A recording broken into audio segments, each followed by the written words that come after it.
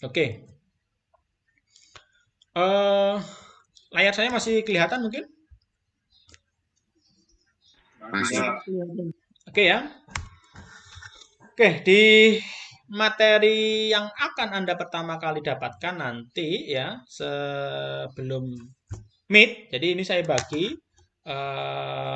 pre-meet sama post-meet nih, Mas ya. Jadi pre-meet ini kita bahas maksimal sampai di minggu ke-8, Mas. Jadi minggu ke-8 kita berharap nanti sampai ke poin ke-8 ini selesai, nanti sisanya post-meet itu poin 1 sampai 6 yang bawah ini kita selesaikan. Jadi selama 1 semester ini nanti yang Anda pelajari. Ya, kita bahas yang pertama. Di materi yang pertama nanti yang akan Anda pelajari adalah pemrograman komputer, Mas. Jadi di sini nanti akan Anda dapatkan konsep konsep dan definisi pemrograman komputer, ya. Struktur komputer segala macam. Kemudian yang paling penting nanti konsentrasinya adalah bagaimana sebuah prosesor atau microcontroller, lebih tepatnya microcontroller nanti, ya, itu bisa kita program. Nah, nanti di situ di sekitarnya microcontroller atau microprocessor, di situ pastinya ada input dan output. Input itu contohnya apa? Tombol, sensor, ya itu ya. Kemudian outputnya apa? Layar Anda, ya kan? Outputnya apa? Aktuator, motor. Kalau di kendaraan berarti ada apa? Ada injektor, ada koil, ada lampu, kan itu ya. Bagaimana sebuah microcontroller ya itu bisa menjalankan atau mengendalikan output yang tadi saya sampaikan berdasarkan kombinasi atau permintaan kombinasi input. Nah, contohnya inputnya meminta tombolnya Anda tekan, contohnya, oh lampunya menyala. Nah, bagaimana membuat program? Contohnya, oh komputer kalau tombol ini ditekan, maka lampu yang ini menyala. Nah, contohnya seperti itu. Atau pada aplikasi yang lainnya, bagaimana sih sebuah komputer itu atau microcontroller itu atau sebuah ECU itu kan gitu ya. Oh, kalau suhu di mesin itu sekian derajat, nah berarti kan suhu itu kan sensor, kan inputan ya. Kalau inputan sensor sekian derajat, nah contohnya, maka durasi penginjeksian atau pengapian harus sekian milisecond contohnya. Nah, konsep awal bagaimana sistem kerja aplikasi tersebut itu akan kita bahas di materi yang pertama. Perangkat-perangkat apa saja yang terlibat di situ nanti itu akan kita coba sampaikan di situ. Itu ya Mas ya. Jadi nanti di materi yang pertama ini akan memberikan wawasan ke Anda bagaimana sistem kerja sebuah komputer.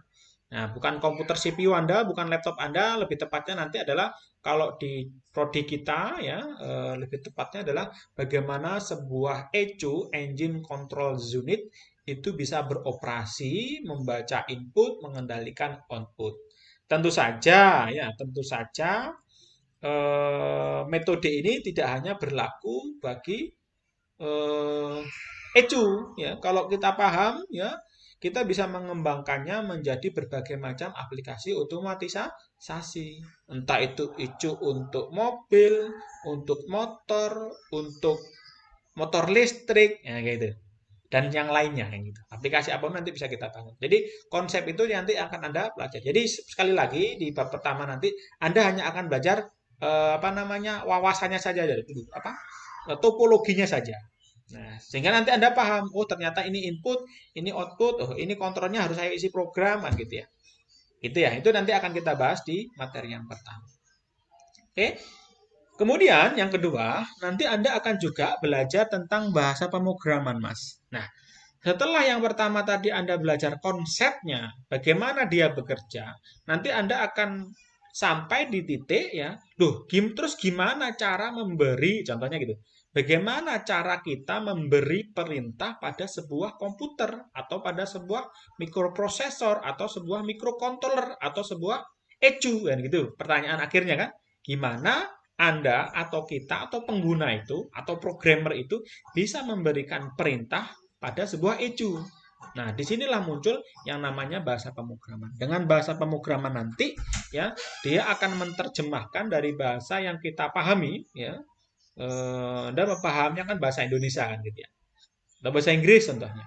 Bagaimana kita yang menggunakan bahasa Inggris dan ECU yang menggunakan bahasa mesin itu bisa paham gitu dengan bahasa yang kita gunakan. Nah, di sini fungsinya bahasa pemrograman. Maka bahasa pemrograman nanti menjadi penerjemah atau penjembatan ya. Jembatan untuk menerjemahkan perintah-perintah ya kita menjadi perintah-perintah yang mana akan dijalankan oleh mesin tersebut. Nah, ini core-nya nanti di sini, Mas. Ya.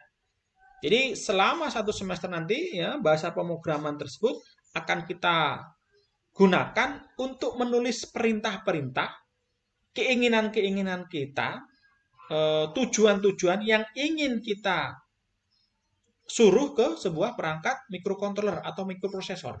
Sehingga mikroprosesor tersebut ketika kita nggak ada, contohnya kayak gitu, maka dia tetap bisa bekerja, beroperasi, mengendalikan mengendalikan sistem tersebut secara optimal gitu.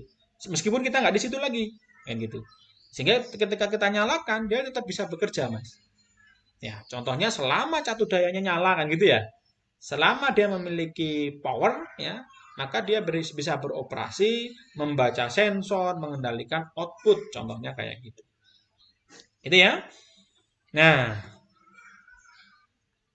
tiba saatnya setelah Anda bisa ketika Anda ingin memerintahkan ECU itu untuk bekerja sesuai dengan keinginan Anda, maka ada aturan mainnya, Mas. Ya kan? Ada rambu-rambunya. Jangan sampai Anda menyuruh sesuatu yang mana tidak dimengerti oleh ECU sendiri, ya kan? Yang tidak dimengerti oleh prosesor itu sendiri, ya nggak akan nyambung kan gitu. Nah, itulah diperlukan yang namanya rambu. Nah, dari nomor 3 sampai akhir itu akan dibahas rambu-rambunya, Mas. Ya. Oh, kalau kamu itu ingin merintahkan ECU itu untuk gini, ya harus nulismu kayak gini perintahnya, kayak gitu loh. Nah, disinilah Anda akan muncul yang namanya rambu-rambu yang pertama yang paling sederhana, ya. Tipe data dan operator, ya. Tipe data itu nanti, ya, contohnya sederhana gini, ya. Kalau Anda membuat aplikasi, contohnya kalau aplikasi jadi nanti PBL kita, saya loncat ke paling akhir dulu. Nah, PBL kita nanti, ya, problem based learning kita nanti ini Mas, berbasiskan kendaraan listrik kendaraan motor listrik. Nah, gitu. Ini ya, problem based learning kita. Jadi, semua project nantinya yang akan kita pelajari, contohnya kita membuat program, kita membuat aplikasi, semuanya nanti harus berpikir gimana mengembangkan kendaraan listrik ini. Nah, itu. Ya, mau ndak mau, suka ndak suka, ya namanya PBL kan itu ya. Problem based learning ini yang saya pilih supaya nanti kita bisa maju di kendaraan listrik. Ini nanti akan yang kita pergunakan dalam 1 semester. Contohnya tadi, yang tipe data tadi, contohnya gini Mas. Ya, kita ingin membuat sebuah panel di atasnya ini, display ya, di dashboardnya ini yang mana muncul tulisan berapa RPM dari roda depan contohnya atau kecepatan kendaraan contohnya. Oh, sekian kilometer per jam. Nah, di tipe data ini nanti ya, nanti Anda akan pelajari ya. Kalau kita mau menyimpan data yang bisa untuk kecepatan itu dari berapa sih? 0 RPM sampai anggaplah 10.000 RPM seumpama. Ya, maka kita harus meminta couplingan kepada memorinya prosesor gitu. Kalau Anda mau menyimpan sesuatu kan Anda butuh tempat, Mas ya. Ya, kita akan meminta couplingkan tempat atau memori yang ada pada mikrokontroller tersebut untuk menyimpan data kita. Datanya apa tadi? Kecepatan tadi. Oh, datanya bisa menyimpan dari 0 sampai dengan 100.000 atau 10.000 contohnya. Dan kita harus nggak salah pilih gitu. Kapasitas memorinya itu nggak boleh salah pilih. Konsekuensinya nanti banyak nanti. Nanti saya bahas lebih detail nanti kalau salah pilih. Ya tentu saja nanti bisa jadi paling parah ya programnya nggak jalan gitu saja. Ya, kalau salah pilih couplingan tadi, kalau salah pilih memori tadi. Nah, di tipe data nanti Anda akan diajarkan gimana sih kita bisa menyimpan suatu data pada lokasi, pada jenis yang tepat. Sehingga nanti data itu nggak rusak, nggak hilang, dan aplikasi bisa berfungsi. Yang kedua adalah operator ya. Operator ini nanti hubungannya dengan mungkin sudah Anda pelajari ya dari kecil ya. Bagaimana kita bisa apa namanya membuat aplikasi yang di dalamnya di situ ada operasi penjumlahan, pengalian dan yang lainnya ya. Jadi Anda ingin nanti sensor satu ditambah sensor kedua nilainya berapa? Anda bisa nyuruh itu kalau sudah belajar operator gitu ya. Operator itu kali bagi dan teman-temannya lah nanti kita bahas lebih detail. Itu ya. Silahkan kalau ada pertanyaan ya langsung nanti bisa disampaikan daripada nunggu belakangan nanti malah lupa nanti. Ya atau kalau malu bisa nulis di kolom chat sini juga nggak masalah Mas ya. Seperti itu. Atau di situ kan ada fitur apa? Angkat tangan ya. Silahkan mengangkat tangan kalau ada pertanyaan. Poin berikutnya nomor 4. Anda akan belajar yang namanya program perulangan, Mas, atau looping. Ya, karena di materi perulangan ini Anda akan belajar bagaimana suatu perintah itu bisa kita ulangi sebanyak yang kita inginkan. Contoh ya, Anda ingin menyalakan apa? Lampu seinnya, lampu belok kanan, belok kiri itu di kendaraan listrik tadi, di motor listrik tadi, ketika Anda tekan tombolnya, dia hanya boleh berkedip maksimal 20 kali contohnya. Setelah itu dia mati. Ya gitu. Berarti apa Mas perintahnya? Nyalakan lampu berapa kali? Tuh, kadang Anda pengen 20 kali, kadang ada 30 kali. Kalau 10 kali sih nggak ada masalah. Anda nulis 10 perintah kan. Nyalakan lampu, matikan lampu. Nyalakan lampu, matikan lampu. Ada 10 baris program. Lah, tapi kalau 1000 kali Mas. Wah, nanti tulisnya kan capek. Gitu. Maka di program perulangan ini bagaimana kita bisa mengulangi sebuah perintah itu sesuai dengan keinginan kita jumlahnya berapa ya dengan cara yang lebih efisien. Nanti kita akan bangun di situ. Aplikasinya sangat banyak ini nanti ya. Seperti itu. Kemudian program percabangan, Mas. Percabangan itu branching, coba percabangan atau branching, Mas ya. Jadi ada suatu mekanisme yang mana akan kita butuhkan untuk kita perintahkan ke ECU itu, kita inginkan ECU-nya itu untuk melakukan sesuatu berdasarkan suatu kondisi atau dia harus memutuskan terhadap apabila dia membaca suatu kondisi tertentu. Contoh sederhana tadi saya sampaikan. Ya, contohnya kita ingin, nanti kalau suhunya mesin di atas, contohnya ya, 80 derajat Celcius, motormu motor listriknya harus dimatikan loh ya. Gitu. Kalau masih di bawahnya, motor listriknya nggak usah dimatikan, biarkan bekerja normal. Anda bayangkan itu kan berarti kan percabangan, Mas. Apa maksudnya percabangan? Satu kondisi di mana di satu titik tersebut, ECU itu prosesor itu kita suruh untuk membuat keputusan berdasarkan apa yang kita inginkan. Nah, disinilah nanti Anda akan belajar membuat percabangan. Aplikasinya bisa sangat berkembang. Bukan hanya seperti yang saya sampaikan tadi. Anda bisa membayangkan apapun yang Anda inginkan. Ya, contohnya gini. Kalau nanti motornya miring, nah gitu ya. Kendaraan listriknya miring, lebih besar dari, ya gitu. Lebih besar dari 20 derajat. Ini mau jatuh ini berarti contohnya ini. Otomatis kendaraan listriknya motor listriknya harus dipelankan. Contoh sederhana. Kalau Anda inginkan, kalau Anda mau seperti itu, Anda bisa membuat program tersebut, Anda bisa merintahkan ECU untuk bekerja seperti itu. Di sinilah Anda akan belajar, Anda akan membutuhkan yang namanya percabangan. Gitu.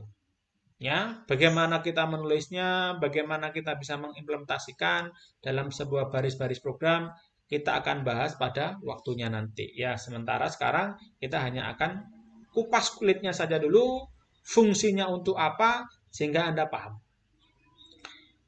Prosedur dan subrutin ini, Mas. Nah, prosedur dan subrutin ini Mas. Ada kalanya ya, contoh sederhana. Kalau Anda menyalakan kendaraan listrik ya atau kendaraan lah istilahnya ya, maka kan di situ kan ada SOP-nya ya pertama kali. SOP-nya apa sih? Pertama kali apa yang harus dilakukan oleh si ECU tadi? Oh, pertama kali cek ketika Anda kunci kotak on gitu ya. Oh, dicek. Nah, gitu ya. Cek. Oh, baterainya masih berapa volt. Ya kan? Cek lagi, seret. Oh, motornya berfungsi apa enggak? Nah, gitu ya. Cek lagi. RPM motor sudah muter belum? Contohnya gitu. Dicek lagi. Kemudian apa lagi dicek lagi? Baterai sudah, ini sudah seumpama suhu di luar di sekitaran, cek. Nah, di situ ada poin-poinnya. Nah, kalau kita menginginkan suatu prosedur itu dilakukan secara berurutan sesuai dengan keinginan kita, kita bisa membuat program memanfaatkan prosedur ini. Jadi nanti urutan-urutan SOP yang harus dilakukan oleh ECU atau prosesor itu bisa dilakukan sesuai dengan keinginan kita. Ya, dan nanti kita bisa apa? Kita bisa bukan pilahkan ya. Kita bisa kelompokkan, Mas, prosedur tersebut pada suatu kelompok prosedur tertentu sehingga nanti kapanpun kita butuh memanggil prosedur tersebut, maka kita bisa memanggilnya seperti itu. Oke, ya mungkin kalau yang prosedur ini agak agak sedikit sedikit nggak jelas ini ya. Nah, kita lihat saja nanti actionnya dia. Ya, nanti lebih detailnya nanti kalau ingin. Ya, sementara itu yang bisa saya sampaikan untuk yang prosedur. Selanjutnya adalah function, Mas, atau fungsi. Ini bukan ini tidak bisa kita Anda terjemahkan menjadi fungsi atau manfaat tidak loh ya. Jadi di dalam sebuah pemrograman itu ada yang namanya function, Mas, atau kalau di bahasa Indonesia dengan fungsi.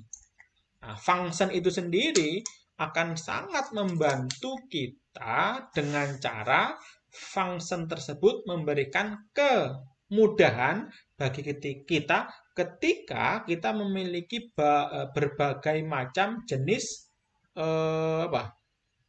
perintah yang mana itu seringkali kita bergunakan. Ya, contoh sederhana gini. Ada suatu saat ya di mana kendaraan listrik tersebut ketika dia berhenti ya, dia mau ngecek berapa tegangan baterainya contohnya. Pada saat kendaraannya berhenti. Maka yang kita lakukan adalah kita akan membuat program untuk atau kita akan membuat program dalam bentuk function untuk membaca berapa tegangan baterai.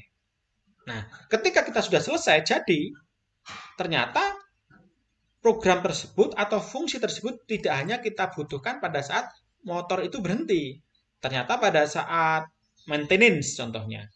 Ketika kita membuat kalau Anda biasanya kan menggunakan Karman scanner lah contohnya ya.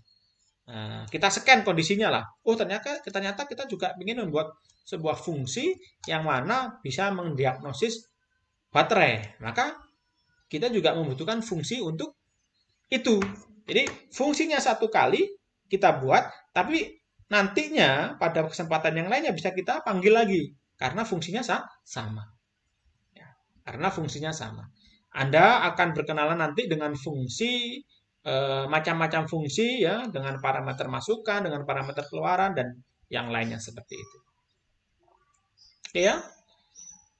Kemudian yang kedelapan adalah operasi tipe data string, Mas. Nah, tipe data string nanti di tipe data yang poin nomor 3 ini nanti macamnya di sini banyak, ya kan? Ada tipe data integer, long integer, short, karakter, double, float dan yang lain-lainnya. Tapi salah satunya ada tipe data yang namanya string, Mas. Nah, tapi khusus untuk tipe data string ini karena banyak sekali aplikasinya, maka pada poin nomor 8 ini akan dikupas ulang, Mas. Ya, akan didetailkan ulang. Karena apa? Aplikasinya banyak manfaatnya, Mas. Contohnya apa, Pak? Contoh ya, ketika kita ingin membangun kendaraan listrik tadi, saya kepingin nanti di motor listrik saya ada GPS-nya, Pak. Nah, gitu ya. Saya bisa mengetahui di mana lokasinya, Pak. Nah, di situ nanti Anda akan bermain dengan tipe data string karena apa? Sensor GPS yang kita gunakan itu akan melaporkan di mana lokasinya berada dengan tipe data string. Sehingga nanti ECU-nya harus paham juga gitu. Oh, sensornya ngelempar string isinya ini ya itu. Maka dia harus cerdas. Programmernya harus cerdas. Oh, kalau tipe data stringnya ini, oh berartinya lokasinya ini. Longitude-nya sekian, altitude-nya sekian. Oh, berarti lokasinya di sini contohnya. Nah, seperti itu. Ya, kalau Anda mau, oh nanti saya sekalian aja Pak. Nanti di dashboardnya itu saya kasihkan seperti Google Map Pak. Tapi nggak ada Android-nya kan gitu. Anda ingin bangun seperti itu, silahkan. Ya. Nah, di sini nanti tipe data string akan sangat bermanfaat. Ya, ketika kita berkenalan dengan data-data yang lebih kompleks dalam bentuk string. Seperti itu. Lebih detailnya nanti kita jelaskan. Itu setidaknya nanti dalam waktu berapa Mas? 8 minggu ya? Nggak lama, 8 minggu itu ya 8 minggu ya 8 pertemuan ya. 8 pertemuan atau 2 bulan ya. 2 bulan ini Anda akan pelajari ya. Anda akan pelajari, kita akan pelajari sama-sama sehingga nanti diharapkan Anda bisa sampai di operasi tipe data string seperti itu. Kalau ada pertanyaan bisa disampaikan Mas ya. Ya, Silakan Mas. Kalau ada pertanyaan bisa disampaikan. yang menentukan kegagalan pemrograman itu apa, Pak? Menentukan kegagalan ya. Iya, Pak. Oke, gini Mas. Ya, pertanyaan bagus ya. Jadi ini masalah yang selalu pertama kali dihadapi oleh apa Mas? Pemula gitu ya.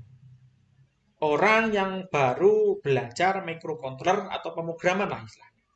Karena nanti gini Mas, mata kelas Syscom ini dan interfacing ini berjalan beriringan Mas. Ya kan? Anda paham interfacing tapi nggak paham pemrograman, Anda nggak bisa jalan. Anda paham interfacing, Anda belajar paham sysproc ini, tapi nggak paham interfacing, nggak ada manfaatnya juga. Jadi ini nanti berkaitan ya, berkaitan. Kalau Anda paham di sini, kalau saya katakan sebenarnya gini, di sysproc ini Anda akan belajar otaknya, Mas. Ya kan? Kalau di interfacing nanti Anda akan belajar kekuatan apa? Bukan kekuatan ya, apa namanya? Input outputnya, Mas. Jadi kalau manusia gini lah sederhana. Kalau manusia sederhananya gini. Kalau di sysproc ini Anda belajar otaknya, gimana otaknya cerdas. Tapi kalau di interfacing Anda akan belajar gimana tangannya jadi banyak, gimana supaya kakinya jalannya cepat. Nah, gitu. Ya kan? Itu korelasinya. Nah, kembali lagi ke pertanyaan Anda, ya. Biasanya bagi yang baru belajar menjadi tantangan yang luar biasa, Mas. Ya. Ini saya sampaikan ya, ini nggak nakut-nakutin Anda tidak ya. Saya sendiri pun juga baru apa namanya belajar ini tuh ya setelah kuliahnya selesai, Mas. Kayak gitu. Bahkan dulu waktu saya kuliah belum ada bahasa yang kita gunakan ini semuanya masih menggunakan bahasa assembly namanya, Mas.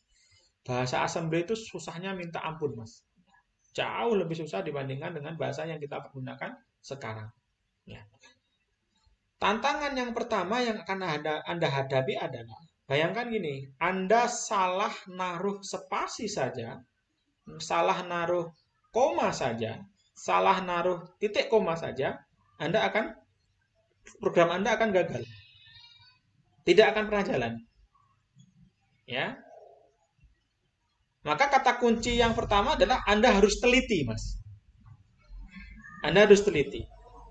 Tapi enaknya apa? Enaknya apa? Saya katakan. Telitinya nggak sesusah Anda neliti ngerjakan matematika, Mas. Enaknya di situ. Ya.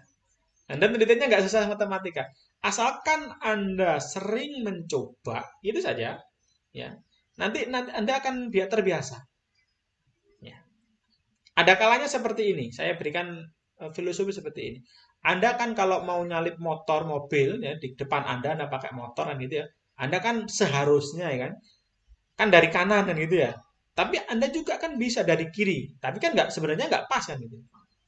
Di pemrograman itu juga berlaku.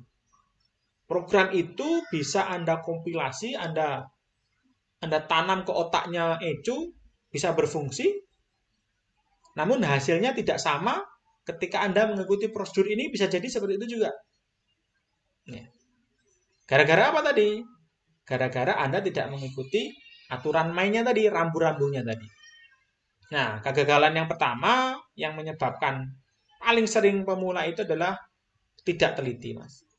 Bagusnya lagi apa? Enaknya apa? Setiap kali kita curiga apakah program kita itu ada masalah Anda tinggal menekan tombol compile. Kalau di compile-nya dia ada muncul error, berarti ada masalah di program Anda. Bagusnya lagi Anda dikasih tahu pada baris berapa, pada kolom berapa errornya. Anda tinggal konsentrasi di titik itu. Anda cek ulang dengan rambu-rambu yang akan kita pelajari, Anda bisa perbaiki, program Anda akan jalan. Itu permasalahan yang pertama, Mas. Yang kedua, ini saya sampaikan di awal ya. Pemrograman itu kalau saya katakan ilmunya ilmu tidak kelihatan, Mas.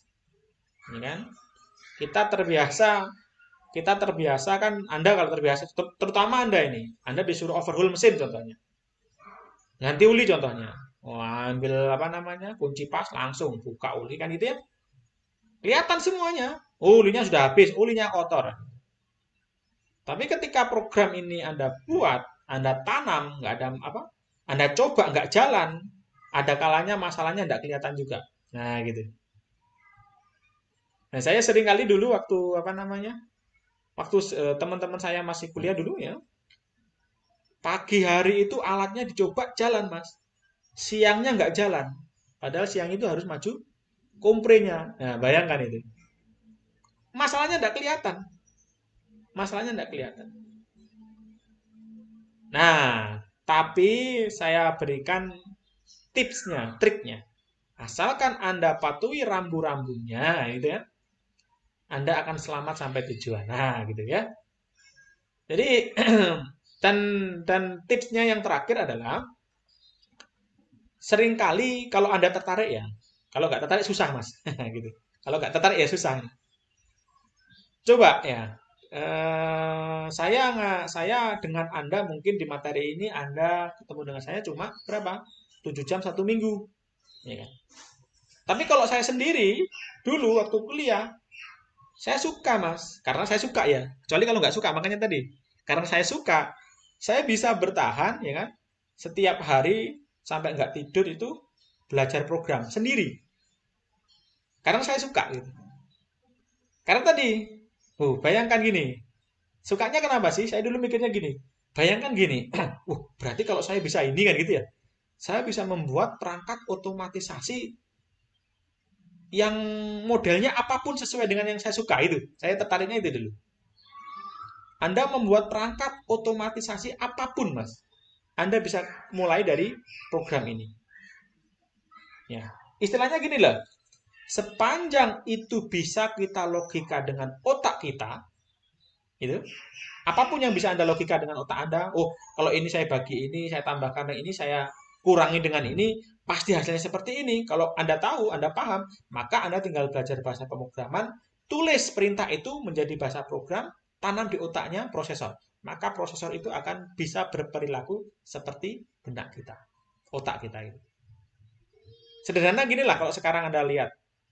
Kan sekarang berkembang nih ya, mobil otonom kan gitu ya. Di logika bisa nggak mobil otonom itu? Bisa. Apa?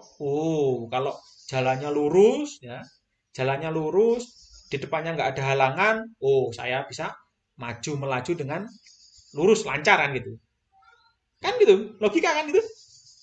Kalau ini bisa kita bayangkan, maka logika itu bisa kita tanam di ECU supaya ECU itu bisa berpikir seperti itu.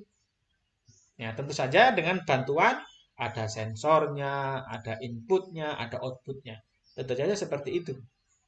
Kayak gitu. Nah, itu yang membuat terus terang saya sendiri tertarik. Ya, sampai di aplikasi yang sederhana. Contoh sederhananya apa, Pak? Saya kalau Anda suka contohnya membuat drone contohnya. Anda bisa masuk ke drone, ya. Membuat bagaimana sih supaya drone itu menjadi pintar. Contohnya apa? Nyemprot lahan ukuran 500 meter persegi otomatis gitu di remote dari pinggir. Bahkan nggak usah di remote, tekan tombol on, dia sudah hilir mudik, ya kan? Nyemprot, selesai pulang sendiri contohnya. Logikanya bisa nggak di otak kita? Bisa. Tanam buat programnya, tanam di ECU-nya, ya kan? Kalau di mobil kan namanya ECU Mas, ya kan? Kalau di komputer kan namanya prosesor, ya kan? Tapi kalau di apa namanya? Di drone kan namanya apa itu? FPU ya.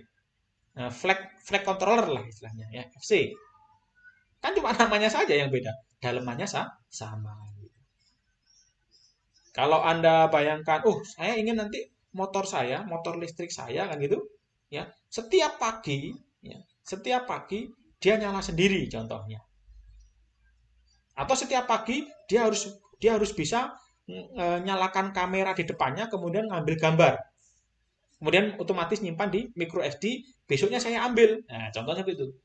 Kalau itu bisa Anda logika, Anda bisa menyuruh prosesor mengerjakan hal tersebut. Bayangkan itu, kalau Anda bisa membuat aplikasi tersebut, bayangkan apa yang bisa Anda bangun dengan sistem tersebut ini. Sangat luas aplikasinya, Mas. Bukan hanya di otomotif, bukan ya. Anda bisa kembangkan di mesin yang lainnya, mesin CNC segala macam, ya kan? Kalau Anda sukanya main game contohnya ya, saya berikan contoh gini, Mas. Saya kemarin baru dapat apa namanya? Orderan ya untuk membuat counternya treadmill, Mas. Permasalahannya gini sederhana. Kalau Anda pernah kalau Anda main treadmill, ya, ada kalanya kan bosan ya. Setelah 1 jam itu treadmill terus kan bosan. Cuma lari di tempat nggak lihat apa-apa kan gitu. Ada yang naruh TV di depannya. Cuma lama-lama juga bosan TV-nya kan jelek. Nah, developernya dia mengembangkan aplikasi yang bagus, ya kan? Di depannya itu, ya kan? Ada apa namanya? Sebuah perangkat, sorry bukan di depannya ya, di treadmill itu ada perangkat yang mana dia bisa mendeteksi sensor kecepatannya treadmill. Ya. Kemudian orang yang pakai treadmill dia menggunakan kacamata VR ya, eh, virtual apa VR VR Reality. virtual VR VR virtual apa Mas VR itu Mas? Virtual reality. Virtual reality ya. Pakai kacamata VR. Ketika dia berjalan, nah gitu, atau berlari, dia pakai kacamata VR, dia juga berlari di situ. Nah, gitu. Nah, itu dia apa ordernya? Tolong saya dibuatkan sensor alat yang bisa kita pasang di ini di treadmill itu sehingga ketika treadmill putar kita bisa nginputkan sensor kecepatan ini masuk ke sistemnya VR nah gitu. Seperti itu. Jadi kesempatannya luar biasa. Bayangkan itu kalau Anda bisa kembangkan yang lainnya ya. Masih banyak. Bukan hanya di otomotif sekali lagi, tapi aplikasi yang lainnya luar biasa banyak, Mas. Tapi ya tadi awal mulanya ya Anda kalau tertarik ya kan, memulainya ya dari sini. Bagaimana membuat programnya. Ya kebetulan ya karena kita memang di otomotif ya kita concernnya di otomotif tadi seperti itu. Sementara untuk proses pembelajaran. Gitu Mas mungkin ya. Ada yang lainnya mungkin silakan.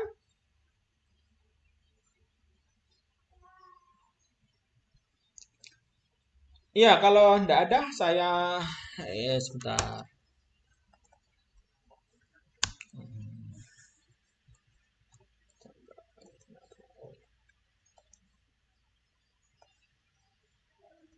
Ini masih satu slide ini ya. Ya, yang kedua, setelah postmit nanti ya Anda akan belajar yang namanya variable array. Ya, variable array akan sedikit kompleks ini ya. Setelah postmit ini agak kompleks aplikasinya ya, pemrogramannya ya. Anda akan belajar variable array ya. Variable array adalah variabel yang bisa kita gunakan untuk menyimpan tipe data sejenis tapi banyak. Nah, gitu.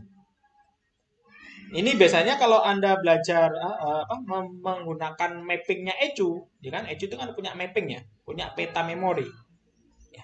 Nah, peta memorinya apa? Peta memorinya adalah, kalau nanti RPM-nya sekian, map-nya sekian, throttle-nya sekian, maka timing pengapiannya harus sekian. Nah, sekian, sekian, sekian itu bagaimana kita bisa menyimpan secara pas, secara benar, kita bisa menggunakan yang namanya variable array. Itu bisa nanti. Ya. Rekursif itu tidak saya jelaskan terlebih dahulu. Nah, nanti saja. Pointer juga nanti, kelas juga nanti, OOP juga nanti, RHT juga nanti. Ya, karena biasanya ini saya sampaikan aja biasanya ini. Biasanya Anda, bukan Anda ya, biasanya mahasiswa itu kalau sudah sampai di variable array ini sudah mentok nih biasanya kayak gitu. Ya, kita lihat saja nanti ya. Kita lihat saja nanti apakah ngatasi enggak ya sampai di rekursif sampai dengan overloading nanti seperti itu. Karena nanti ini saja sebenarnya kalau dari poin sampai nomor postmit yang satu ini saja sebenarnya sudah bagus ini. Membuat aplikasi yang kompleks sudah bisa sebenarnya. Seperti itu. Ini Mas, selama 1 semester nanti Anda akan belajar materi ini ya. Materi ini yang akan kita pelajari sama-sama. Apa skill yang akan Anda kuasai Mas? Ya, skillnya yang Anda kuasai nantinya ya di situ. Ini contoh aplikasinya Mas ya. Menguasai program bahasa C atau C++ untuk microcontroller atau microprocessor. Jadi ini nanti bahasa pemrograman yang akan kita pergunakan ya. Kita akan menggunakan bahasa C, C++, C atau C++, yang mana kita akan tanam ke sebuah perangkat microcontroller. Contohnya di sini saya tampilkan motornya punyanya Arduino ya. Tapi nanti saya kemarin sudah ngobrol dengan dosen yang lainnya. Seiring dengan kemajuan teknologi ya, sekarang kita akan menggunakan mulai dari angkatan Anda Mas, sorry. Kita akan menggunakan perangkat yang namanya ESP32 Mas, bukan lagi Arduino. Ya. Jauh lebih powerful, jauh lebih kompleks ya. Namun aplikasinya sangat bagus untuk dikembangkan. Nanti akan saya sampaikan lebih detail alasannya ya. Ini saya berikan contoh menggunakan Arduino. Jadi contohnya kita tanam program, kita membuat program di komputer, kemudian kita tanam di Arduino ini untuk mengendalikan motor contohnya. Ya, kemudian kita gunakan juga untuk menampilkan informasi pada sebuah display contohnya. Kayak gitu. Nah, di slide yang di gambar yang berikutnya ini, Pak saya ingin membuat dashboard Pak contohnya ya. Nah, ini contohnya kalau Anda inginkan, saya ingin membuat dashboard di kendaraan listrik ada jamnya, ada suhu mesinnya, ada tekanan bannya, kan itu ya. Kemudian ada odometrinya, motornya sudah nyala berapa menit. Kalau Anda inginkan untuk layar yang kecil seperti ini, kalau layar kecil ini murah harganya cuma berapa ini? 30 ribuan ini Mas. Tapi kalau Anda ingin dashboardnya besar, seukuran HP Anda contohnya, itu juga bisa sama ya, seperti itu. Nah, di sini apa skill yang akan Anda dikuasai? Anda akan memiliki kemampuan untuk membuat aplikasi semacam ini, Mas. Ya. Tentu saja ini kalau seperti ini sudah utuh, Mas, gabungan dengan interfacing dan microcontroller nantinya. Ya, di sini Anda belajar programnya. Kayak gitu. Oke ya, jelas ya? Ya, kalau Anda nggak ingin menguasai ini, ya Anda berarti nggak bisa membuat ini kan, gitu aja simpelnya. Ya, oke.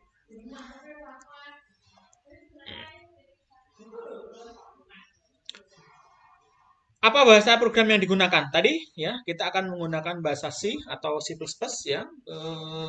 Sebenarnya ada banyak bahasa pemrograman yang lainnya, Mas ya. Cuma yang paling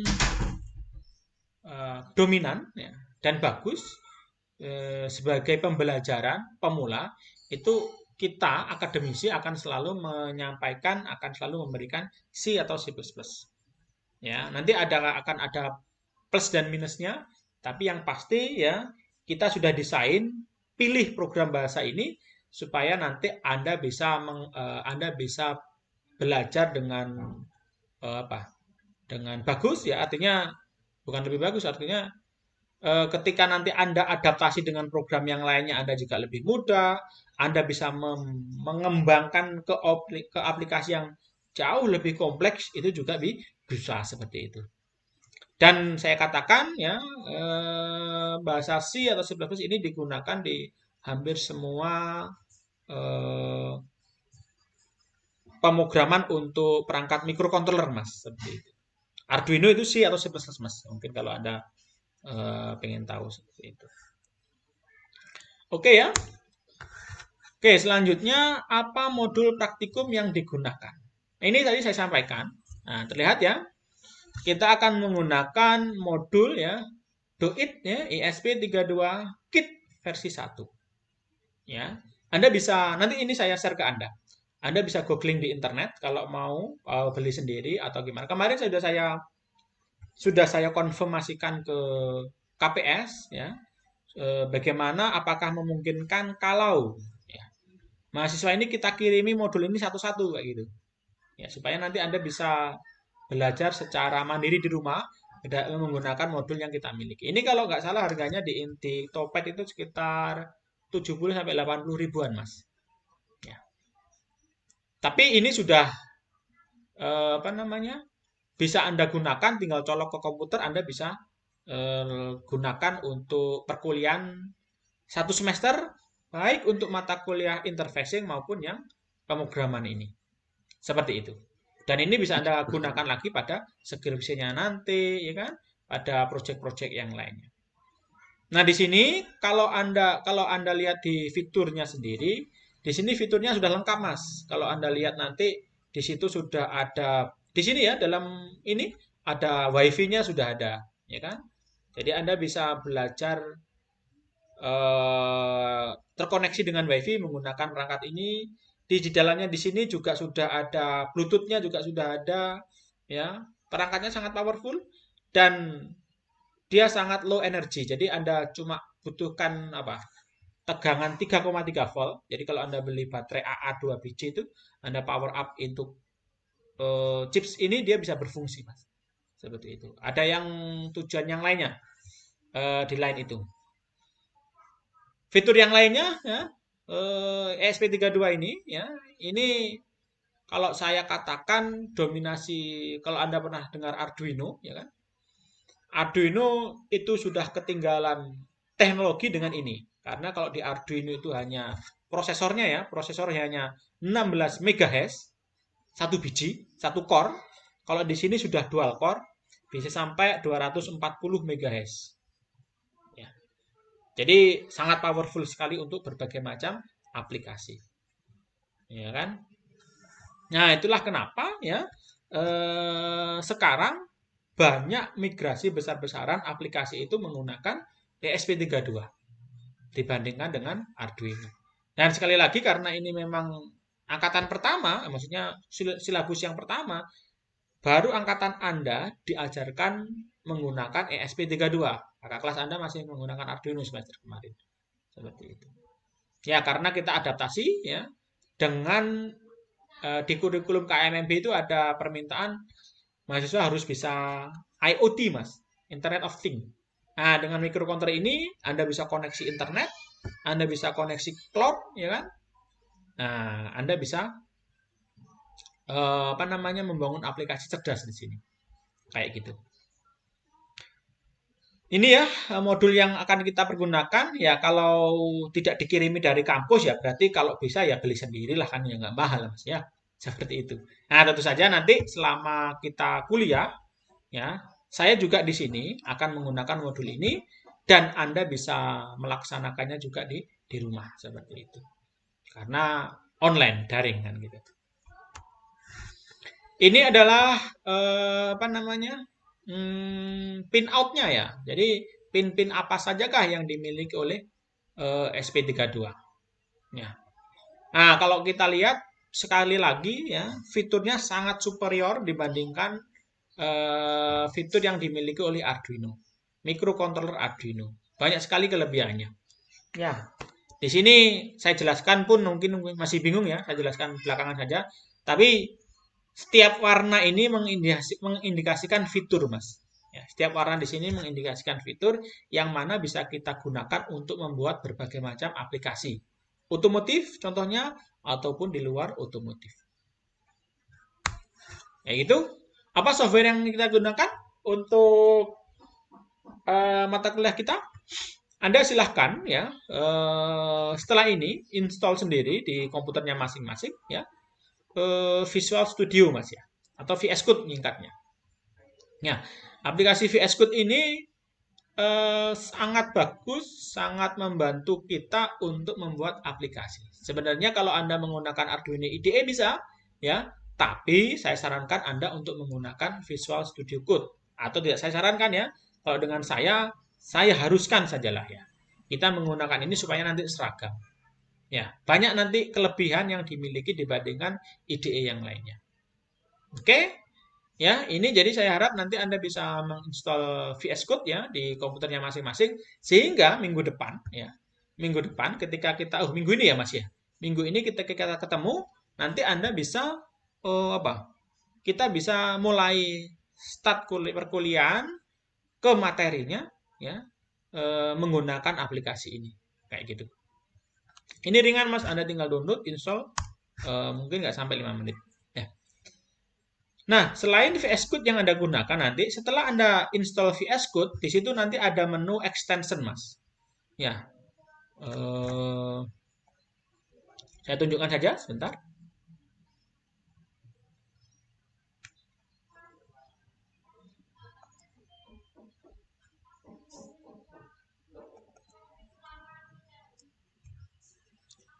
Extension di sini Anda bisa akses ya.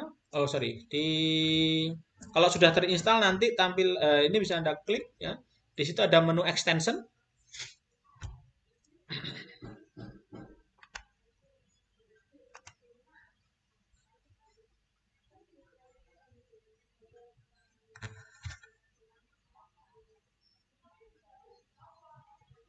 Nih, di sini ya. Jadi ketika Anda buka, sebentar saya tutup dulu ininya.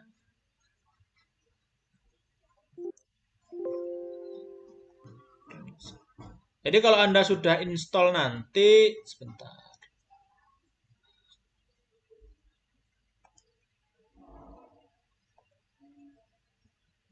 Ya, kalau Anda sudah install nanti, kira-kira tampilannya akan kosong seperti ini, Mas. Ya. Nah, baru nanti Anda klik di sini, di sebelah kiri ya, di sini ada, kalau Anda arahkan kursor Anda akan muncul tulisan extension, atau Anda tekan Ctrl Shift X di situ. Ya, Anda tekan extension di sini. Ingat, ini hanya bisa kita lakukan kalau komputer kita terkoneksi ke internet. Karena extension ini dia akan mengambil repository online di internet. Ya, pastikan ketika Anda membuka VS Code, ketika mau install saja loh ya. Nanti kalau mau menggunakan nggak harus terkoneksi, nggak ada masalah, Mas. Tapi hanya ketika mau install ekstensi. Ya, contohnya ini. Nanti di sini Anda Anda install ya. VS Code extension apa saja?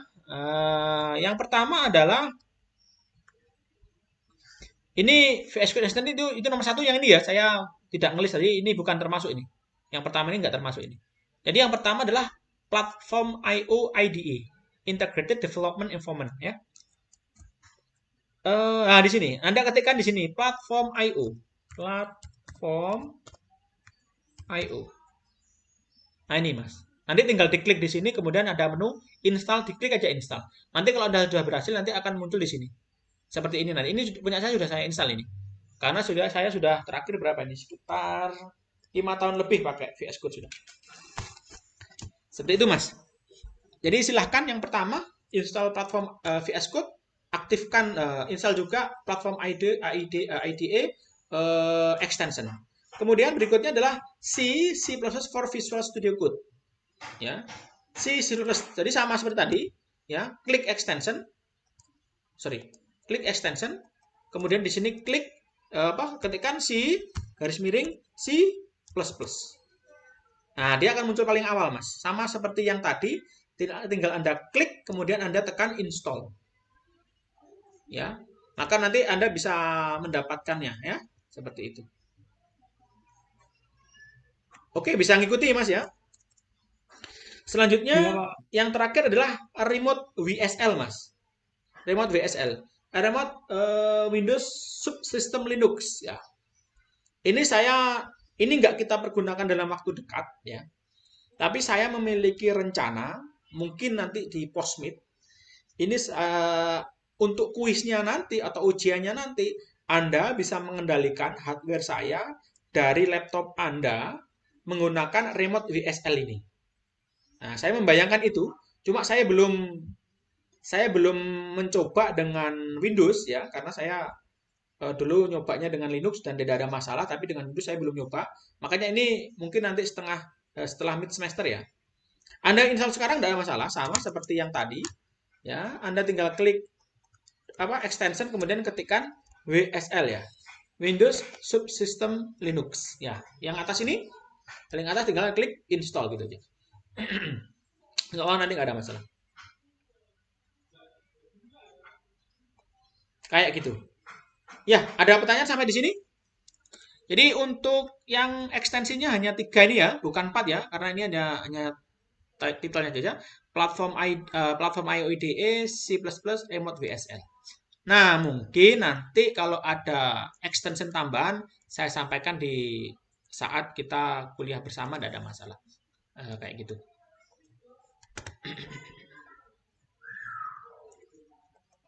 Silakan kalau ada pertanyaan. Jelas ya? 3 ya? Ini masih... Ya, Mas? Ada pertanyaan? Ini ada spesifikasi minimum untuk menjalankan aplikasinya, Pak. Dan komputer Anda tidak kuat? Saya tanya, Pak. Oh, apakah ada gitu maksudnya? Iya, Pak. Ini saya sampaikan ya, kalau saya sendiri berdasarkan pengalaman ya, VS Code ini adalah aplikasi yang paling mudah, paling ringan, paling simple, nah gitu, paling bagus. Sementara ini dibandingkan dengan aplikasi IDE lain untuk membuat aplikasi microcontroller, Mas. Ya. Pertanyaannya, apakah ada aplikasi yang apakah ada spesifikasi minimal? Ya mesti ada. Cuma kalau ini tidak bisa, yang lainnya pasti punya Anda juga nggak bisa gitu. Ya. Coba saja diinstal terlebih dahulu, insya Allah tidak ada masalah. Ya. Nanti kalau ada masalah bisa disampaikan, kita bisa lihat cari solusinya sama-sama. Kayak gitu, Mas. Oke? Pak, terima kasih. Yang lainnya silakan. Kalau ada pertanyaan. Pak, izin bertanya. Ya. Itu untuk misal sudah download, sudah terbuka aplikasinya saat pemrograman, apakah masih butuh online, Pak? Nah, untung tadi nggak saya tanyakan waktu kuliah ya, waktu ujian ya. Tadi sudah saya sampaikan ya, tapi nggak apa-apa saya sampaikan lagi. Jadi ya Anda hanya membutuhkan koneksi internet ketika Anda menginstall extension saja. Ya, ketika Anda kuliah atau membuat programnya, Anda tidak perlu untuk terkoneksi ke internet. Seperti itu. Oke? Jelas, Mas ya? Terima kasih. Oke, Mas. Saya minta ya tuliskan pertanyaan Anda di kolom chat ini. Saya mulai dari sini mungkin. Ya. Nah, silahkan tulis pertanyaan di situ. Ada nomor absennya, ada pertanyaannya ya. Pertanyaan yang paling bagus nanti saya berikan poin, saya berikan tambah nilai seperti itu. Ya. Sebanyak-banyaknya pertanyaan, silahkan. Saya izin minum dulu ya. Minum air putih maksudnya, Mas, bukan minum yang lainnya ya. Ya.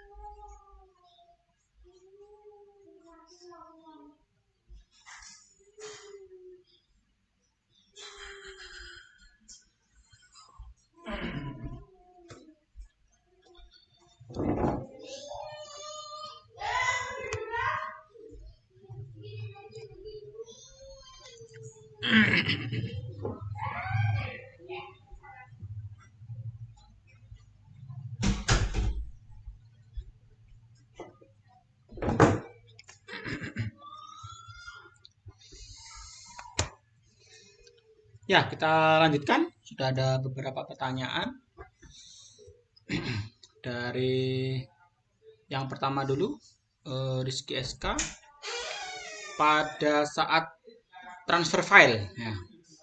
Mungkin nanti kalau bahasa ininya namanya flashing program Mas ya, bahasa kerennya, bahasa tekniknya, flashing ya. Nah, sama seperti Anda nge-flash apa Android Anda lah istilahnya. Ya. Atau kalau saya biasanya menanam program dari laptop ke modul ESP32. Hal apa yang dapat merusak ESP32, Pak? Terima kasih. Jadi sebenarnya ketika kita menggunakan saya share screen saya lagi yang ini.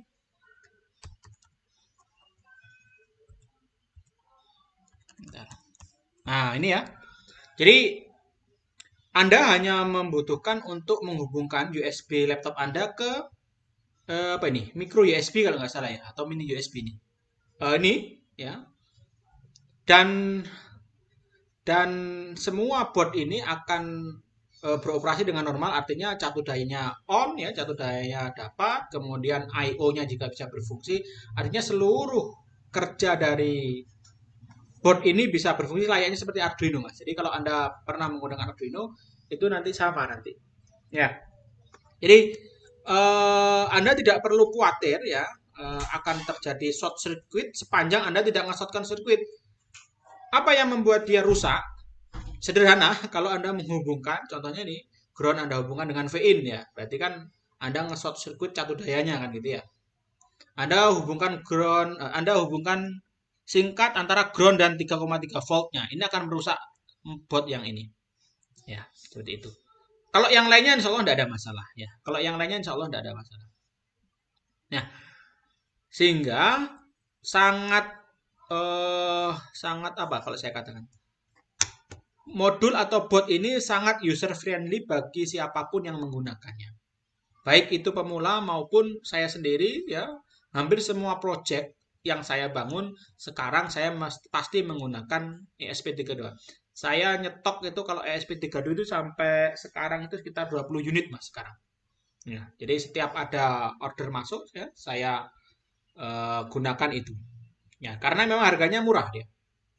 Ya, setiap kita gunakan ESP32 ini ya, pada aplikasi kita dengan luasa bisa mengupgrade kode programnya, aplikasinya, fiturnya dengan hanya menghubungkan USB ini ke komputer kita, tanam programnya, maka dia bisa beroperasi dengan fitur yang terbaru seperti itu. Ya. Nah, kalau saya berikan contoh seperti inilah saja, ya. Ini kalau kita mau gitu ya, Anda bisa membuat semacam mouse Bluetooth. Nah, mouse Bluetooth tapi sesuai dengan keinginan Anda. Jadi programnya hanya sebuah mouse, program mouse, kita tanam di sini. Bluetooth-nya ini Anda hubungkan dengan komputer Anda akan mendeteksi bahwa ini sebuah mouse Bluetooth. Anda bisa rubah juga sebagai wireless joystick, wireless keyboard, wireless sensor. Bisa juga. Ya, kalau ini kita hubungkan dengan sistem ECU-nya kendaraan, digunakan untuk membaca sensor NOx, sensor gas, sensor apapun, kita hubungkan di sini, dibaca di sini, kemudian datanya kita lempar ke display atau ke komputer lewat Bluetooth juga bisa. Sehingga kita bisa melakukan emisi analisis, monitoring ya atau manajemen secara wireless ya ke komputer kita tanpa harus terhubung langsung dengan ini. Bahkan yang luar biasa tadi ya fitur yang WSL tadi Windows subsystem Linux tadi hardware-nya ini Anda ada di luar negeri, ada di Surabaya mungkin, Anda di Malang, Anda bisa melakukan remote development dari rumah Anda, langsung mengupload program ke sini ya tanpa Anda harus datang ke lokasinya. Seperti itu. Jadi itulah kenapa saya katakan fiturnya superior dibandingkan dengan Android. Jangan khawatir, kembali ke pertanyaannya tadi, jangan khawatir Anda tidak akan merusakkan ini meskipun Anda salah hubung. Asalkan jangan yang ini tadi. Nah, itu ya. Ground VIN, ground 33 volt ini. Insya Allah tidak ada masalah. Seperti itu. Itu Mas ya, mungkin ya. Semisal kalau salah pemrogramannya gitu Pak, berarti tidak merusak modulnya ini Pak. Nah, oke, salah pemrograman. Mungkin Ya, karena memang masih pertama ya. Jadi program itu salah apa enggak? Pertama kali program itu kan kita buat. Ketika kita buat itu kan kita cek apakah salah ketik, kurang titik koma, salah spasi kan gitu. Itu namanya kita kompilasi, Mas. Nah, ya. ketika kita kompilasi itu kalau kita salah ketik akan dikasih tahu ya, untuk membenarkan dulu. Ya, kalau masih salah, meskipun kita perbaiki kita salah, kita kompilasi dan dia tidak akan membuatkan kita bahasa mesinnya kalau masih ada salahnya. Sehingga kita tidak bisa menanam program ke sini. Paham ya? Jadi itu kita nggak bisa. Atau itu kesalahan yang pertama mungkin. Yang kedua, ketika kita kompilasi nggak ada masalah karena secara rambu-rambu kita ikuti kan gitu ya. Tapi logikanya yang salah Mas contohnya. Logika yang salah. Apakah bisa merusak ini Pak? Tidak mungkin ya, tidak bisa. Tidak mungkin bisa. Ya. Seperti itu. Nah, mungkin yang menjadi permasalahan seperti ini Mas mungkin. Sederhana gini. Contohnya ini saya berikan contoh. Ya, pin nomor 20 ini ya 20 ini sampai pin 8 ini Anda set logika high coba 5 volt semua. Yang ini Anda set 0 volt. Ya, berarti kan ini tegangan 5 volt, di sini tegangan 0 volt. Nah, secara hardware ini Anda hubungkan singkat. Jadi softwarenya dari software Anda aktifkan pin 20, pin 20 kamu harus tegangan 5 volt. Pin 18 kamu harus tegangan 0 volt contohnya. Tapi di hardware-nya Anda hubungkan singkat. Nah, ini juga jadi masalah. Nah, masalahnya apa? Mungkin karena short circuit, mungkin nanti pin 18, 20 ini rusak. Tapi pin yang lainnya kan masih bisa. Itu kemungkinan juga bisa terjadi. Artinya apa? Itulah kenapa mata kuliah sistem komputasi ini disandingkan atau sebelum malahnya. Bisa juga sebelum atau disandingkan dengan mata kuliah interfacing. Di interfacing Anda akan belajar bagaimana menghubungkan ini dengan benar. Ya, di mata kuliah ini Anda akan belajar bagaimana membuat programnya yang benar. Nah, mungkin seringkali yang ditanyakan juga mahasiswa itu, apakah Pak kalau saya tanam program ini, selama ini sudah ada programnya, saya tanam lagi, apa yang terjadi? Ya, sama seperti Anda memiliki flash disk, Mas. Anda punya file di flash disk, Anda tindih filenya, ya filenya hilang, Anda kasih file yang baru, nggak ada masalah. Ini juga nggak ada masalah. Karena memorinya sama, Mas. Di sini dia memiliki yang namanya flash memory. Flash disk itu juga flash memory. Namanya flash disk kan flash memory. Jadi sebenarnya sama. Sampai berapa kali? Saya tanya ke Anda lagi ya. Flash disk Anda copy paste berapa kali? Ya sama seperti ini. Ya sampai waleh lah istilahnya gitu. Ya sampai kamu capek lah. Sampai kamu lulus nggak akan bakalan rusak karena terlalu sering ditanam program. Nah, kalau ya saya sendiri saya lakukan setiap saya membuat program, perubahan satu baris program, saya kompilasi, saya tanam. Rubah lagi, saya kompilasi, saya tanam. Jadi mungkin dalam satu hari itu bisa 100 kali, 200 kali saya tanam program dan tidak pernah ada masalah. Seperti itu mungkin ya, Rizky SK. Baik Pak, terima kasih cukup jelas. Oke, selanjutnya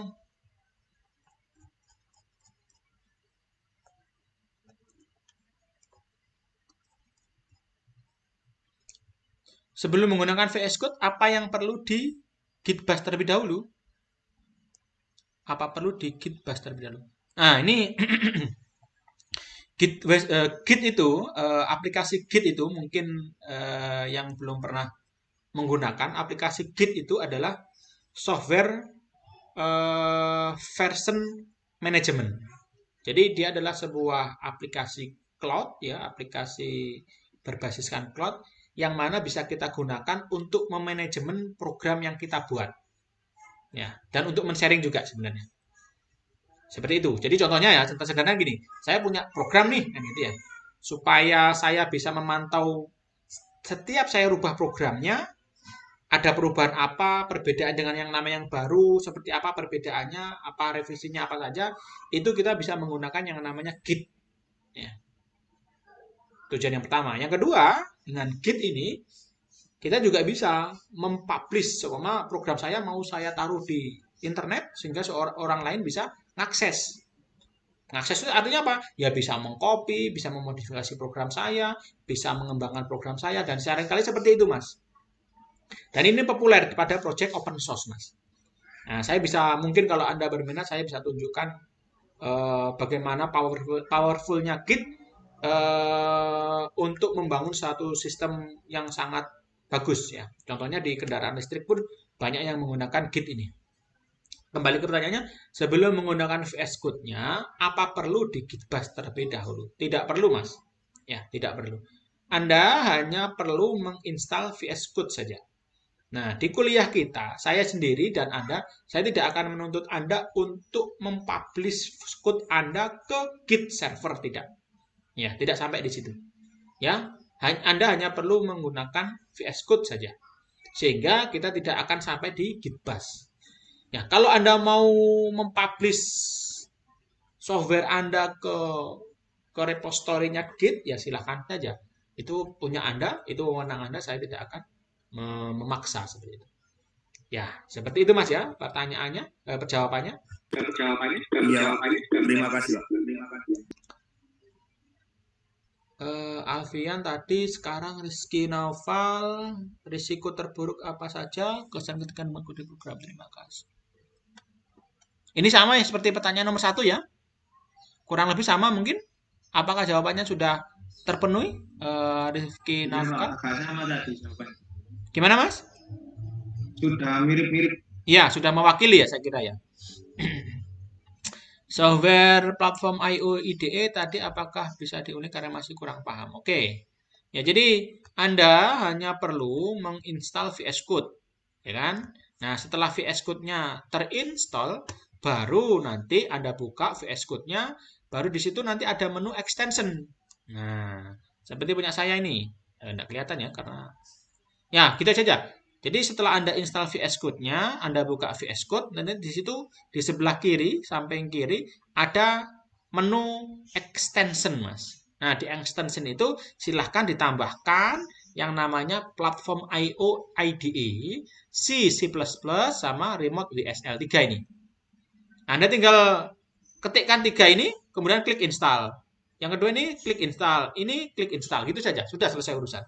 Nanti teknik bagaimana menggunakannya, caranya gimana, tunggu tanggal mainnya seperti itu. Oke Mas ya. Alfa Tony. Ya. Ya, makasih. Seperti yang diberikan contoh ketika malam program tidak dapat berjalan, kemudian besoknya program tersebut gagal berjalan. Jadi faktor apa yang bisa membuat program tersebut gagal berjalan? Apa karena tidak mengikuti aturan? Nah, oke, pertanyaannya bagus. Ya, jadi gini. Jadi saya pernah tadi cerita ya. Dan itu bukan hanya teman saya ya, mungkin kalau sampai sekarang pun ya mahasiswa yang mengerjakan barang elektronik ya, produk atau alat elektronik itu masalah itu selalu muncul, seringkali muncul Mas, nggak selalu ya, tapi seringkali muncul. Nah, bukan karena mungkin bisa banyak halnya, bukan karena bisa jadi bukan karena programnya. Ya, tapi bisa juga jadi programnya. Bisa jadi dari hardware-nya, ya, bukan juga bisa jadi dari program hardware-nya. Nah, saya berikan tips-tipsnya. Seringkali kalau masalah itu muncul kalau di levelnya anak skripsi atau TA ya, tugas akhir ya, itu dari masalah hardware biasanya, Mas. Kalau dari software enggak. Ya, dari masalah hardware seringkali mahasiswa itu ya menghubungkan elektroniknya, menghubungkan perangkat elektroniknya tidak bagus. Artinya kalau seharusnya disolder, dia nggak solder, hanya main jumper saja contohnya. Sensor itu tidak secara permanen ditanam, dipaten, distatiskan tidak. Contoh sederhana gini, kita kemarin, saya berikan contoh saja, kita kemarin, bukan kemarin, mungkin 1 tahun kemarin itu baru beli Denotes ya, alat Denotes kan di bawah itu untuk motor ya. Nah, setelah dipakai selama sekian bulan ya, ternyata lama kelamaan dia tidak berfungsi Mas. Nah, setelah selidik selidik, ternyata sensor yang digunakan itu longgar, Mas. Nah, seperti itu. Nah, seringkali alat yang kita buat, kalau ada elektroniknya, ya, ketika apa ini persyaratan yang diminta oleh perangkat elektronik itu tidak terpenuhi, konsekuensi yang terjadi adalah pada kondisi tertentu dia tidak akan mau berfungsi, Mas. Seperti itu. Jadi ini sangat hati-hati. Sederhana sama seperti inilah contohnya kalau di sensornya apa itu? Lambda ya, kalau nggak oksigen yang lambda ya. Itu kan dia hanya bisa Anda baca sensor suhunya kalau suhu operasinya, lambda sorry, dia hanya bisa Anda baca berapa gasnya kalau suhu yang ada pada sensor tersebut di atas berapa nggak salah 200 derajat Celcius ya. Di bawah itu dia nggak akan mau respon, Mas. Atau mau ngerespon tapi datanya rusak, nggak bener gitu. Jadi hati-hati. Nah, kata kuncinya gimana? Ya, setiap perangkat elektronik itu harus harus kita kondisikan sesuai dengan permintaannya dia. Ya, jangan menggunakan kondisi yang lainnya. Contoh sederhana sensor ini sajalah apa namanya? Kalau di otomotif itu sensor ultrasonik aja lah. Ya kan? Sensor ultrasonik contohnya Anda gunakan sensor itu untuk deteksi jarak belakang contohnya. Cobaan gini. Belakangnya sensor ultrasonik itu, belakangnya bumper mobilmu itu, ya, kasihan cermin satu atau kasihan bidang yang tidak rata. Contohnya apa ya? Contohnya mungkin bidang berbentuk segitiga. Cobaan saja. Ya, apa yang terjadi? Pasti nanti pembacanya tidak akurat, Mas.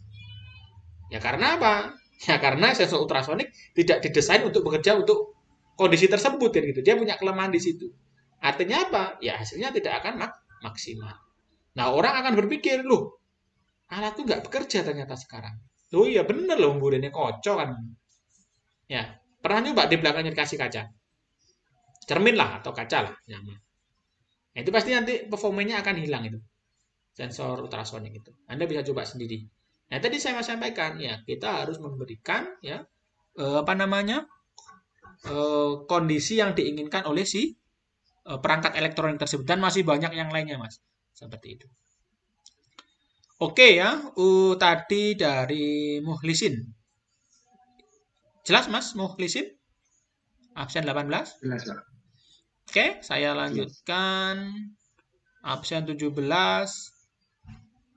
Untuk menciptakan program yang efisien, apakah ada teknik yang cara dibutuhkan secara khusus? Jadi benar, program itu yang bagus itu yang efisien, Mas. Benar sekali. Nah, saya berikan ininya, apa namanya, ciri program yang efisien. Ya. Yang pertama adalah program tersebut bisa dikerjakan oleh prosesornya dengan sangat cepat. Ya. Yang kedua, membutuhkan memori yang sedikit.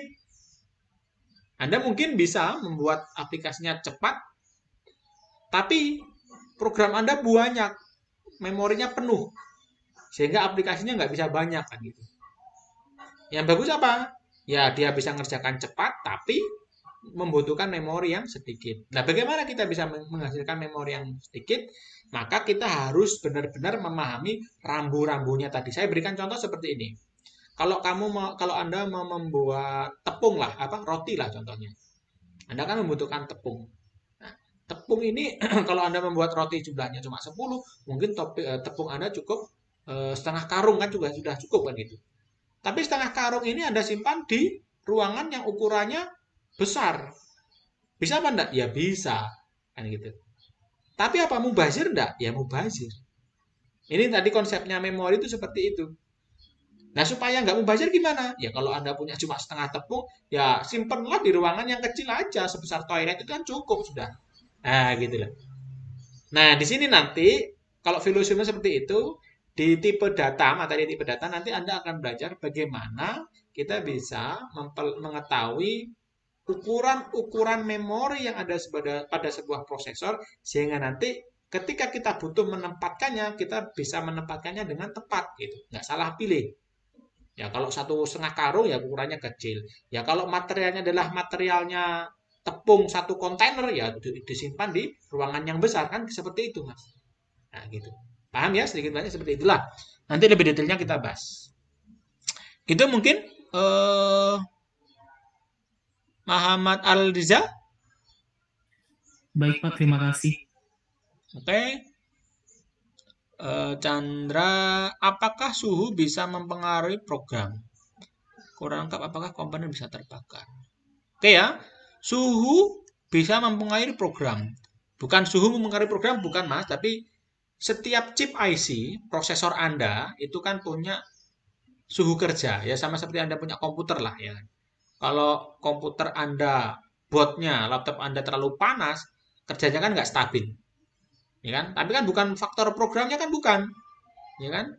Ya faktor suhunya terlalu panas kan gitu ya.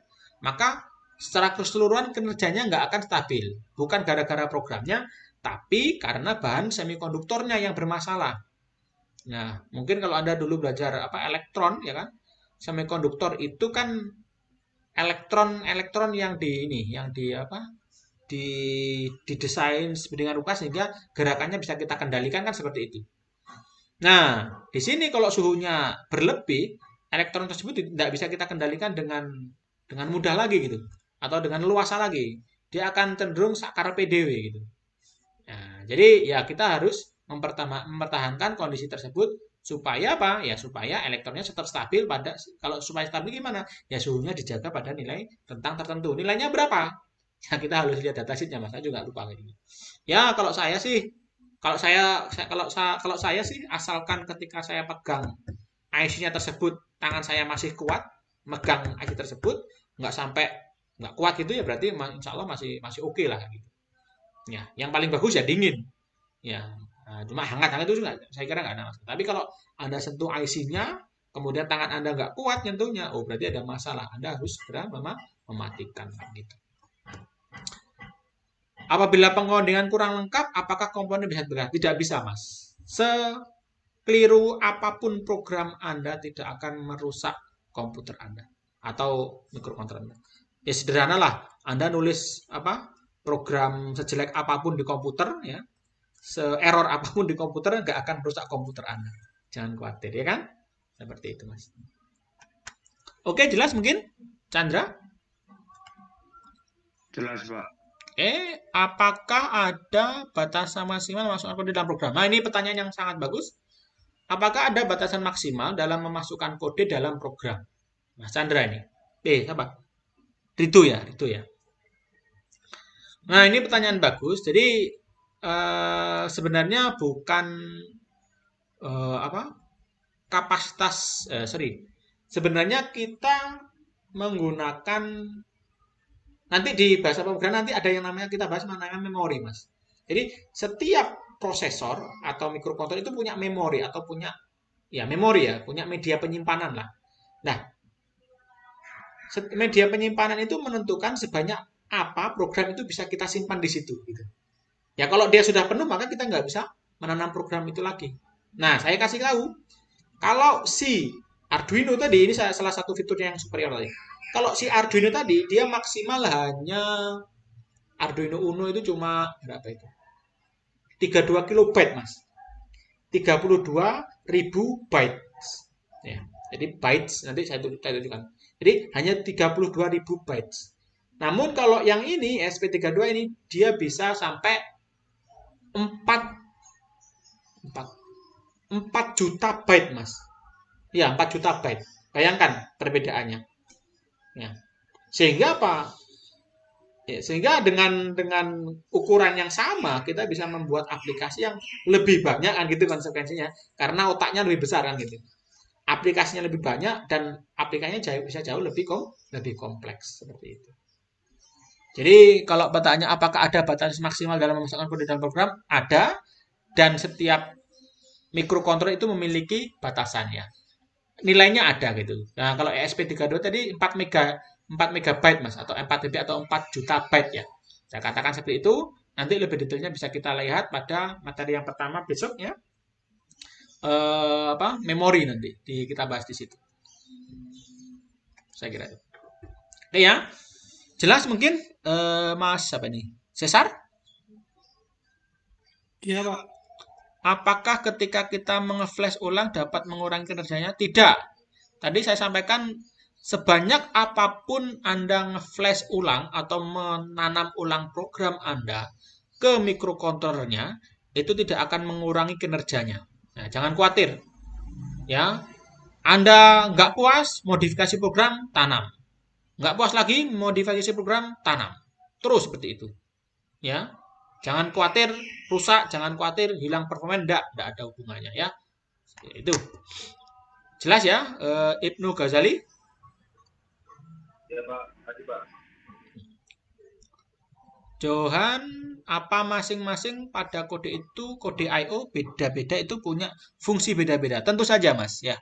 Jadi kalau saya tunjukkan tadi ya di pin-pinnya mikrokontroler tadi kan ada warna-warnanya tadi ya. Ya. Setiap pin itu memiliki fungsi yang berbeda, Mas. Contoh sederhana gini. Ada satu pin yang bisa kita gunakan untuk apa? Untuk kita hubungkan ke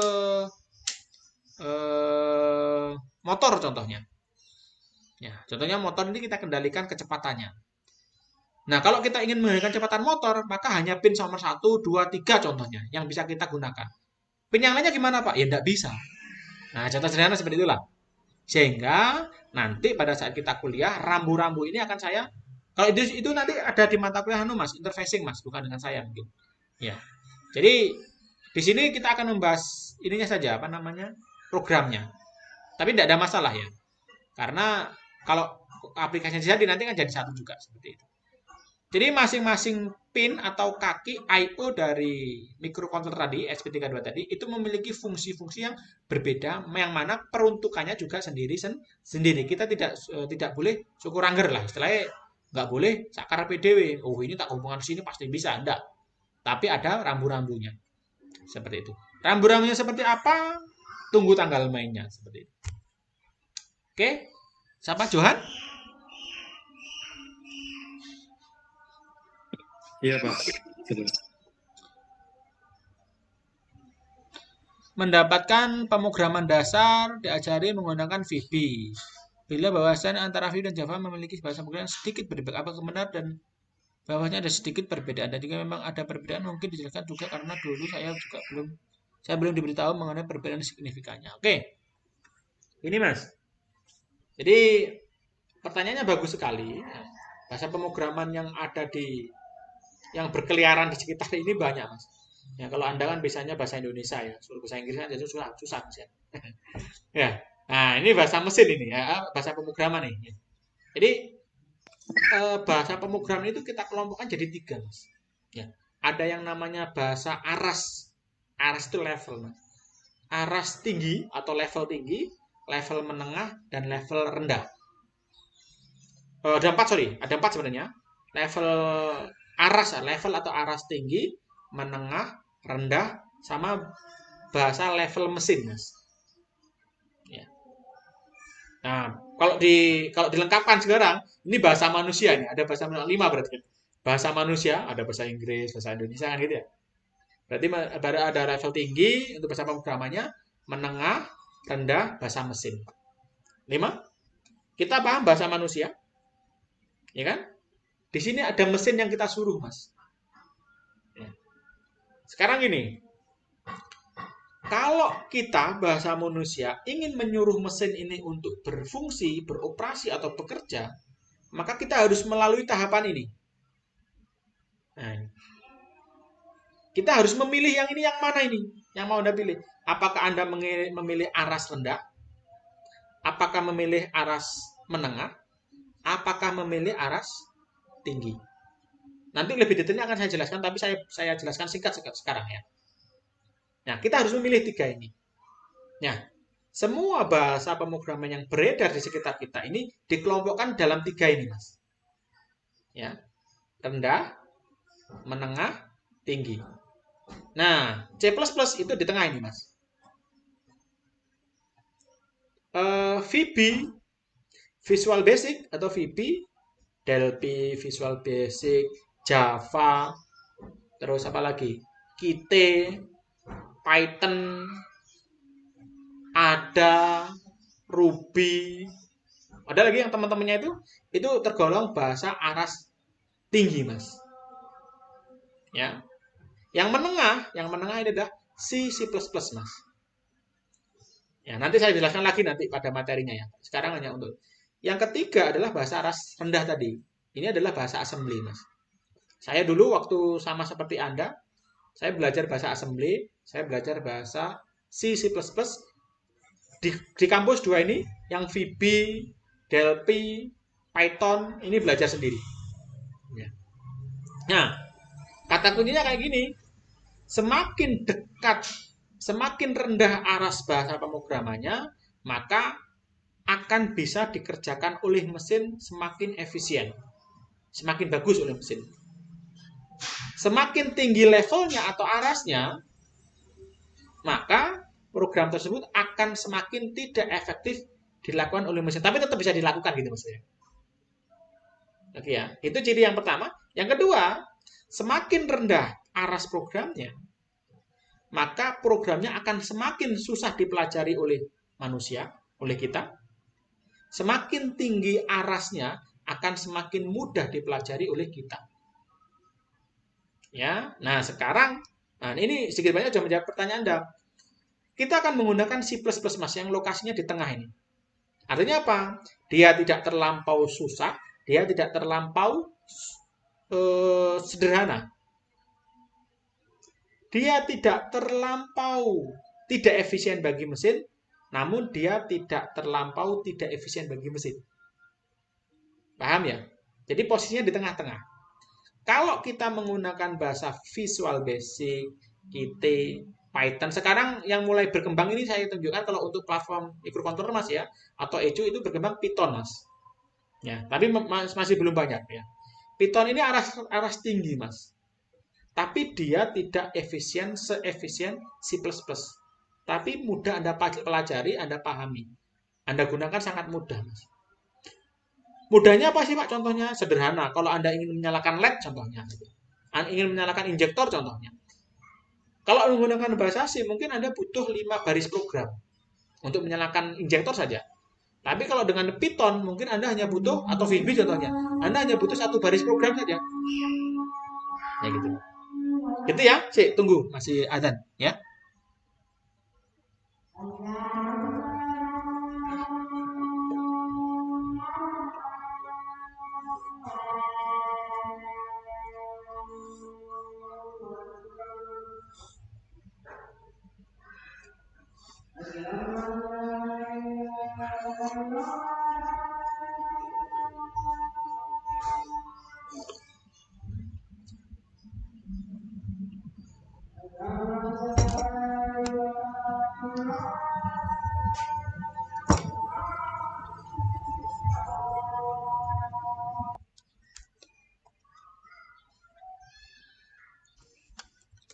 Sebentar lagi, sebentar saya tunjukkan dulu. Kelihatan ini mungkin? Kelihatan, Mbak. Ya, ini yang pertama ya, sedikit mengenai apa namanya platform I/O ini ya. Jadi platform I/O adalah sebuah IDE yang memang didesain untuk mengakomodasi berbagai macam jenis bahasa pemrograman, Mas. Jadi di platform I/O itu kita bisa membuat program untuk berbagai jenis microcontroller, contohnya untuk Arduino bisa, untuk ESP32 bisa, untuk STM32 juga bisa. Nah, jadi platform untuk, tapi khusus untuk platform embedded ya. Platform embedded itu platform-platform ini berbasiskan microcontroller, Mas. Ya. Kemudian dia memiliki sifat open source ya. Kemudian dia memiliki fitur Unified Debugger. Jadi kita bisa memonitoring proses yang terjadi pada perangkat embedded kita secara bersamaan, secara langsung ya. Asalkan dia terhubung dengan komputer kita. Kita bisa melakukan debugging proses. Apa fungsinya debugger? Secara lebih detail nanti saya sampaikan. Ya, yang lebih penting itu di sini ya. Platformnya ini Mas. Jadi dia bisa kita gunakan untuk memprogram microcontroller Atmel AVR. Ya, Atmel SAM. Ini adalah ESP32, Expressive 32 Mas. Ya, ini yang kita pergunakan nanti. Jadi dengan platform I/O ini juga Anda kalau nanti bertemu dengan microcontroller yang lainnya, contohnya microchip ya, atau mungkin STM32 contohnya, atau mungkin mana Samsung Arctic contohnya, atau punyanya Tensi mungkin. Ya, ini bisa kita gunakan platform I/O untuk membuat program pada masing-masing berbagai macam jenis microcontroller yang ada di sini. Jadi dia cross platform ya, berbagai jenis. Kalau dulu ya, satu jenis ini punya satu ide sendiri Mas, bayangkan. Ini satu ide sendiri, ini satu ide sendiri, ini satu ide sendiri. Ya. Tapi sekarang dengan adanya platform I/O dibungkus dalam VS Code itu akan mempermudah kita membangun aplikasi ya, karena satu IDE untuk semua jenis hardware seperti itu. Oke ya. Framework Mas. Kalau platform itu kan jenis mikrokontrolernya atau sebenarnya jenis CPU-nya lah Mas. Kalau Anda mungkin di laptop kan punyanya AMD atau punyanya Intel kan gitu ya. Kalau platform itu itulah maksudnya Mas ya. Ini bisa AMD, ini bisa Intel, satu IDE untuk dua jenis arsitektur lah, contoh sederhana gitu. Tapi di sini apa namanya? Bukan ini ya, bukan prosesor untuk komputer tapi untuk perangkat embedded ya. Makanya ada seperti ini. Saya lanjutkan untuk yang framework. Framework Arduino. Nah, framework yang akan kita pergunakan tadi belum sempat saya sampaikan ya. Framework yang kita pergunakan adalah frameworknya Arduino, Mas. Ya. Tapi hardware-nya bukan hardware-nya Arduino loh ya. Framework-nya saja framework Arduino. Jadi bagaimana kita menulis sintak pemrogramannya, kita akan tetap menggunakan sintak pemrograman stylenya Arduino, Mas. Ya, kalau Anda pernah belajar Arduino sederhana, Anda bisa menulis digital write ya, pin mode, kemudian serial print dan lain-lainnya tetap bisa kita pergunakan pada platform I/O ini, Mas. Ya, meskipun kalau Anda inginkan, Anda juga bisa menggunakan ESP-IDF contohnya, atau RTOS SDK ya, real time operating system contohnya, atau menggunakan lib OpenCM3 contohnya, atau embed ya. Atau contohnya mungkin yang lebih populer lagi ini STM32 Cube contohnya. Ini juga bisa kita pergunakan. Kalau Anda ini saya berikan satu contoh saja contohnya ya. Satu contoh saja aplikasi yang bisa kita kembangkan ya. Selain Arduino yang paling populer kan Arduino memang ya. Selain itu kan ada yang sering kali dipakai di flag controller punyanya drone itu dia biasanya menggunakan embed ini Mas.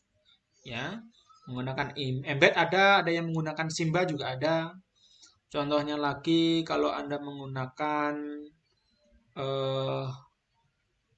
yang mana ini?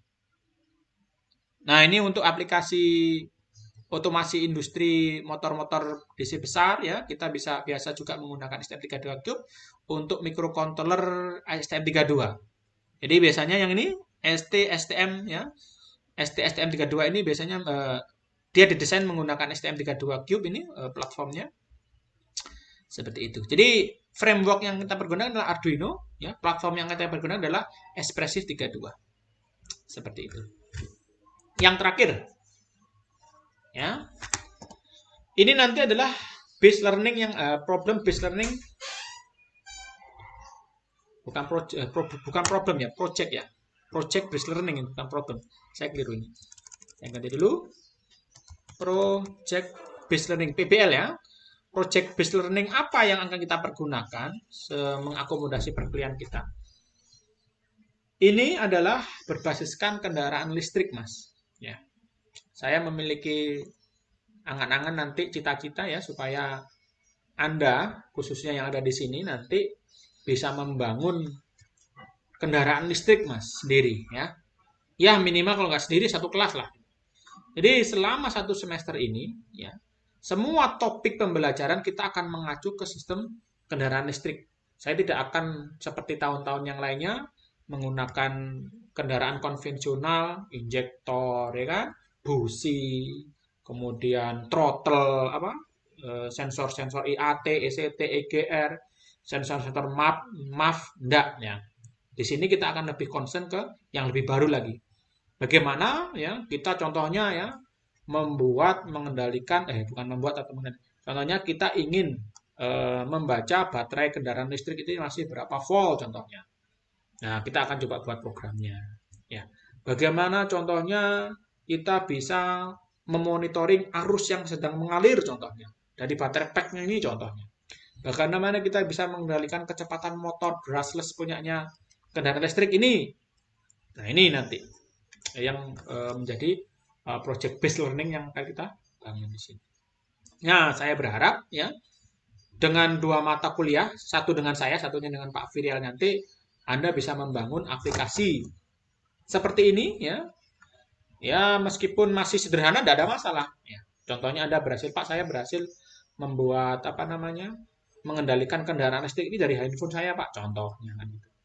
Oh, saya bisa membuat BMS, Pak, Battery Management System, Pak. Ya, yang mana bisa langsung termonitor lewat HP, Pak, contohnya.